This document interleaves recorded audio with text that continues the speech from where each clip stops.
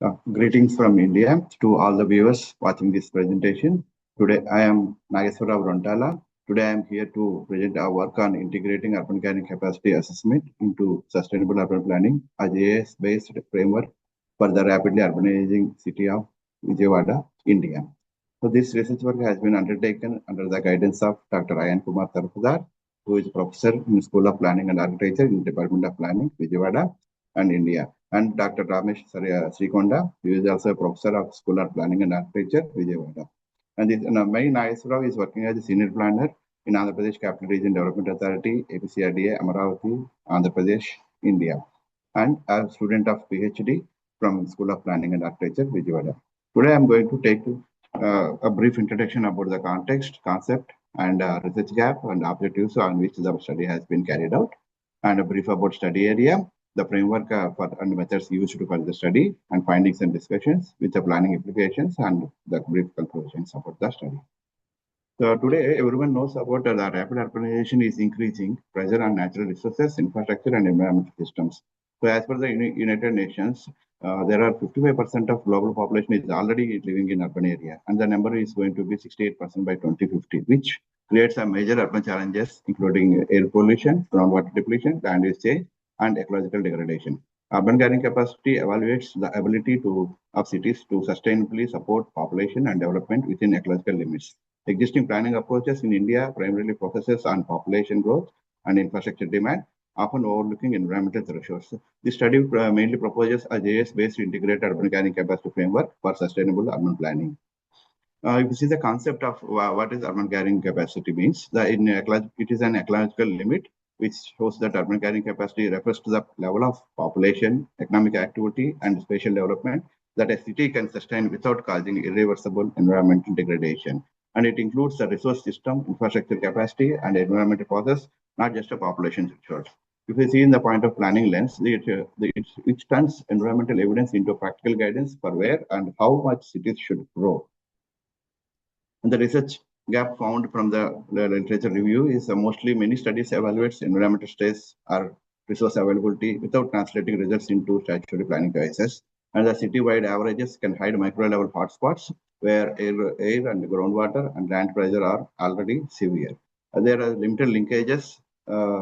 Limited research has examined the quantitative relationship between urban development sectors and environmental pressures. This paper main contributed a GIS-based planning-oriented framework that connects environmental indicators, spatial analysis, and development sectors. And coming to the objectives on which the study has been carried out is, we try to quantify how housing area demand and commercial area requirement and transport area requirements and infrastructure and energy affects the natural resource limits. And we have trying to build an integrated framework which combines spatial analysis, environmental indicators, and development dynamics into one urban carrying capacity assessment model. And finally, supporting a planning decisions. So this model shows how carrying capacity analysis can guide evidence-based and sustainable development. So coming to the study area of Vijayawada. So we have considered Vijayawada. Vijayawada is an urban commercial center of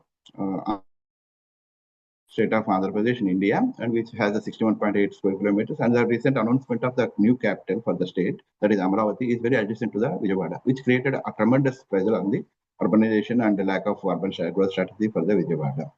And coming to the regional linkages, Vijayawada is being well connected into the entire region by two national highways. And the Vijayawada railway station is the busiest railway station in the country, and it is supported by the Machilipatnam port, which is around 60 kilometers, and the National Waterways 4 also is passing through Vijayawada, and they will have an international airport at around 15 kilometers distance. So if you see the Vijayawada at a glance, the growth of expansion of the journey, how it has started. During 1855, the city has been constrained between the Indrikaladri Hills railway station and the Prakasam Barrage. And the growth has started expanding towards Elur Road and Bandar Road. And immediately after announcement of the capital, the growth has been observed in all the directions and new residential areas, and which has been emerged, and making the city a dense node network. And the city is divided into 77 wards. And coming to the framework on which the study has been carried out, there are three control parameters have been considered, and it has been the interrelationship between the control parameters and the development sectors has been arrived. So these three control parameters are the natural limiting control parameters. One is air quality, which affects human health and livability, influenced by emissions from traffic, industries, construction, and energy use. Then the groundwater availability, essential for domestic, industrial, and commercial use, influenced by land use, recharge areas, and demand. And urban land resource. Urban means urban vacant land availability, which determines the land for development and open spaces, and influenced by land usage and encroachment and intensity. Considering the development sectors of the master plan level, so the residential area requirement and each and commercial area and industrial area requirement, urban infrastructure requirement, roads and traffic management requirement, and energy consumption for municipalities is been carried out. How much they are affecting these control parameters and each individual sector wise, how it is affecting the each and every control parameter, and combined effect is how much is affecting. All these things have been studied and made a model. And coming to the analysis, so we have considered the multi-temporal land use changes from 2014 to 24 and the remote sensing and interpretation data, so supervising classification from remote sensing data and ordinary kriging for groundwater interpolation methods and IDW interpolation for point-based air quality data has been used. And using the 500 by 500 meter fishnet grid, taking that as an analytical unit for the entire analysis, using the RGS platform. And the statistical models have been utilized as a Pearson correlation and multiple regressions and structural equation modeling has been connected to connect the sectoral growth with the environmental pressures. So how the data has flown throughout the study is, so inputs has been from the Landsat imagery and air quality monitoring stations, air quality monitoring data, and the groundwater monitoring stations and the groundwater records has been collected, and from the planning sectors, the indicators have been collected from the development plans.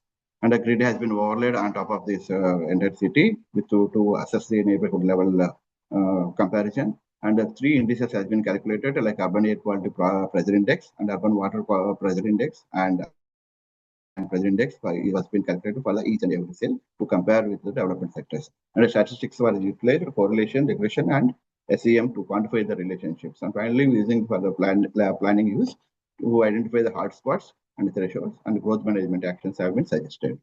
So coming to the analysis of the control parameters, air quality index has been calculated using the air quality concentrations of different pollutants. So the key observations was there was a 50% hike was observed in the bench circle area, which is an hotspot corridor.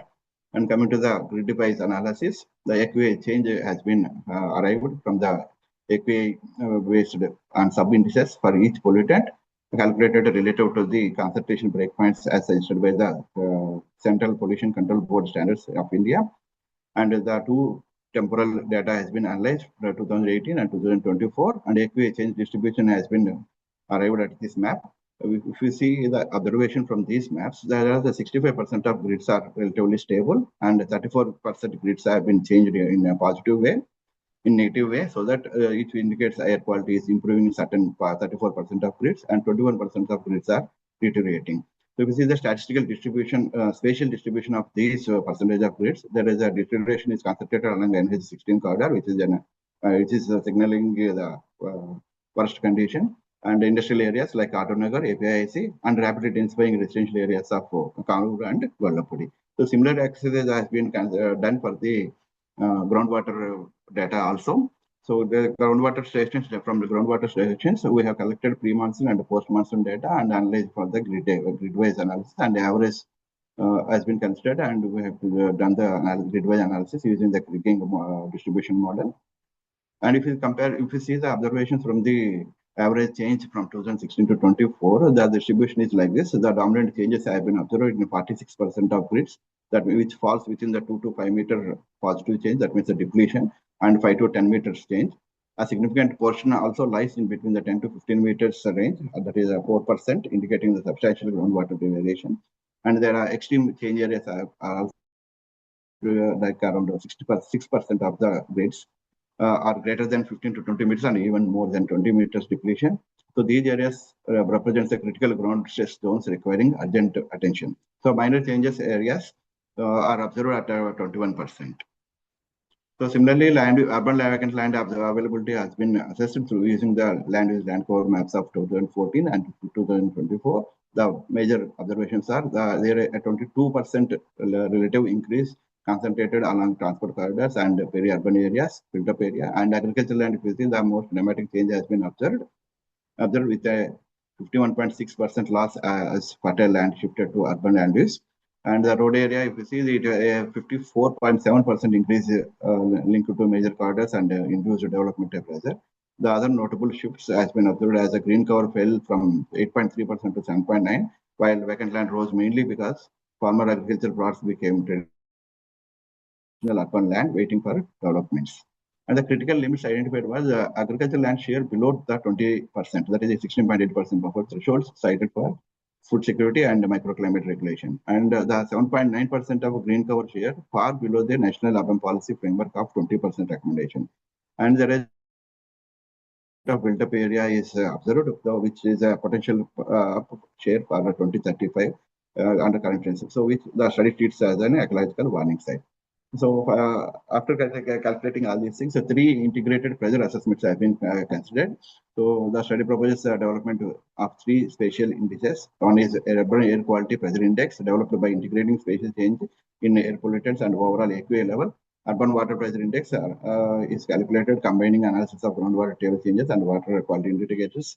And urban vacant land pressure index developed to estimate the availability of potential vacant land for urban development. So these indices form the foundation for analyzing relationship between environmental constraints and sectors of land urban development. So including housing area requirement, transport area requirements, and commercial and industrial area requirements, and public services, energy consumption, and operating services. So see that we by seeing the which sectors create the most pressure. So each of these sectors influence the urban environment in distinct ways. So affecting air quality, groundwater availability, and land resource consumption. By examining the interaction between the development sectors and control parameters individually and combinedly and the compositely wise, so there are a lot of permutation combinations can be done, and the study aims to identify areas where urban growth may exceed environmental carrying capacity. So coming to the sectoral regions, this sector is creating more than the key observations were the residential development's most significant driver of land and water pressure because housing demand expands built up area and resource use. So if you see the commercial and industrial activity, which contributes to both air and water stress because of its pollution and resource intensity. The transportation is the strongest linkage with the air quality deterioration through traffic volumes, road density, and corridor growth. The integrated effect was calculated using a SEM, so which gives supports a strong negative relationship between urban development pressure and natural resource capacity. So coming to planning implications, so the conventional demand-driven planning is not enough for sustainable urban development, and the carrying capacity varies across the space. So planning should be zoned instead of applying to one uniform rule to the everywhere. That means, as an example, high pressure zones needs to be a tighter development controls needs to be followed in high pressure zones, and possible restrictions has to be imposed. So for the low pressure zones, can support a limited growth and controlled growth. Sectoral of planning helps reduce cumulative environmental pressure. A GIS-based carrying capacity assessment can help planners and policymakers to make better decisions. So, especially explicit environmental data supports an evidence-based planning. The sustainable growth requires environmental limits, zoning regulations, and coordinated policy actions. So, coming to the limitations and the future study scope. So that the data considered for the study is only from secondary data, and there will be an Ayon monitoring coverage will be there, and there are limited indicators has been used to only focus on air quality, groundwater availability, and land availability. The special implications, the grid approach what we have applied to the study may treat the complex areas also uniformly, and the temporal gaps, the limited long-term data reduces the trend analysis. The implementation gap, the governance, institutional, and economic factors have been excluded. The future study, the future research may use a broader level indicators and better geospatial data can be used, and the coming latest technologies like AI and machine learning may be used, and including the SDG group coordination tools also can be used. Thank you. Thank you for that providing me the opportunity. I thank the YD organizing committees for giving me the opportunity to present between 23rd ICSD Vietnam conference. Thank you very much.